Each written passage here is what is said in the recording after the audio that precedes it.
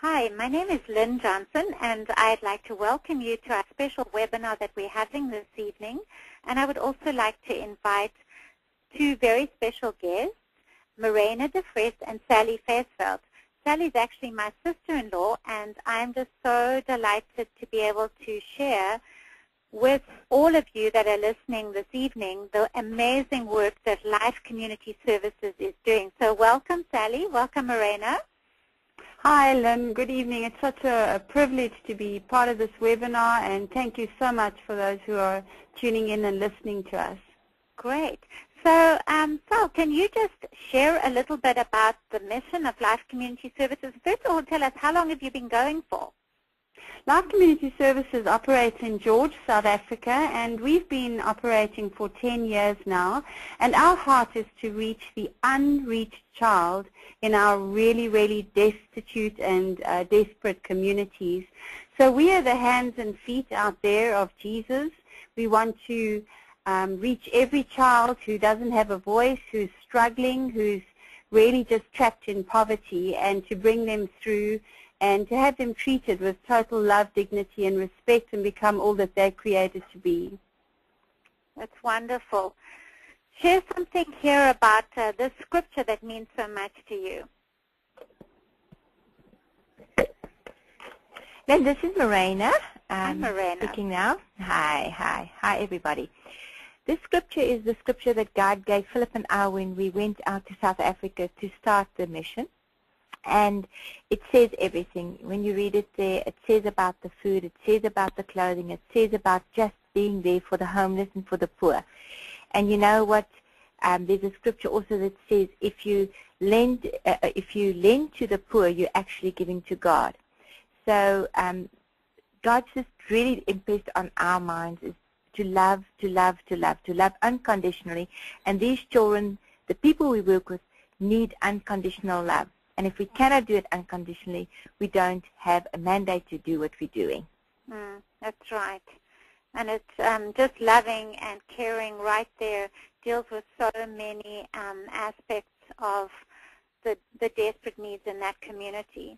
Well, I know that you're here in the United States right now with something that's very, very big on your heart, and you've purposefully come over because of this immediate need that you have.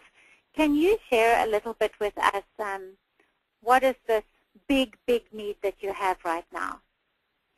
Our immediate need, Lynn, is to purchase the property from which we've operated for most of the 10 years.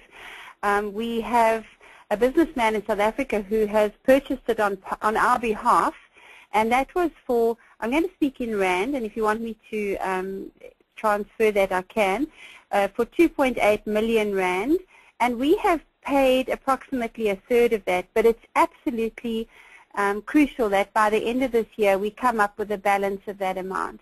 And the importance of owning the property is that we want to grow the ministry, we want to expand, and we want to have a situation, a property where we can run our programs on a permanent basis.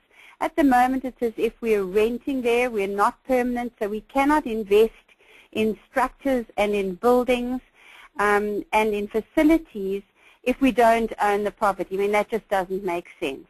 Yeah, that's right. So do you want us to go on and talk about the goals? Yeah, will you? Just share some of the goals for the long term. Sure. And just let me mention to people that you purchased it for about $400,000 US, and it's a big piece of land. We're going to show some slides of it as we go on with this presentation. But Sally, Morena, Philip, and the rest of the team there, they've already paid off $130,000 US. Correct, yes. Amazing. It's quite amazing. So just share some of the vision of what this would look like in the future. Okay, for the future, one of the things we work with a lot of child-run families, so full daycare where we take care of the little ones, Lynn, while the older children are in school. Because with our back-to-school program, we put them back in school. It's our heart to have full daycare facilities to take care of the little ones, and that is the 12 and 13-year-olds who come and bring their siblings so that we can look after them and they can be in school.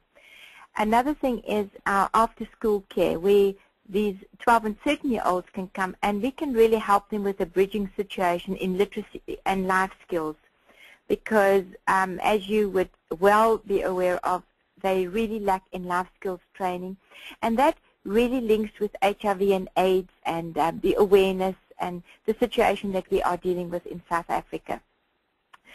The other thing is to feed the children. We need to upgrade our kitchen facility. We cannot cook for more children than we have at the moment, and we really need to cater for at least 5,000 children, if not more, and we would like to do it every day. Our facilities do not allow us to do it, but when we own the property, we will upgrade this. Another thing is a place where we can house our children. It will be phase 1 of our children's village. In South Africa, you're not able to have an orphanage now. So what we want to do is have homes where we can have these children with parents. And it'll be a haven home. And our first haven home will definitely be on the property. It's so ideally located in the heart of the community, close to all the areas around. Another thing is developing our garden project, which we already have going now.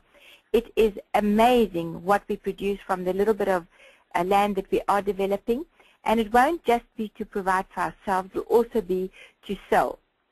Another area of development on the property will be our training center. We really need to equip our adults and our youth to be able to take hold of the ministry and run with it and just transform the community. Most of our employees were previously unemployed who are now working with us. We train once a week with them, and it's amazing to see what God is doing with this untapped resource we just sat in the community. So everything is geared towards raising up people to take the rightful place in society. You know, Morena, you just casually mentioned child-run households, but I think to the average American mind, we'd have no idea of what a child-run household is like. But when I was visiting your center and I saw sort of 6-, 7-year-olds bringing the babies to come and get their food, as I know you're feeding over 2,000 children 4 times a week, and for many of them that's the only meal that they get. It's hard for us even to fathom that a child that in an American context would be, the mom would be looking after, driving to soccer, taking to violin lessons, is actually running a household and trying to put food on the table for younger siblings.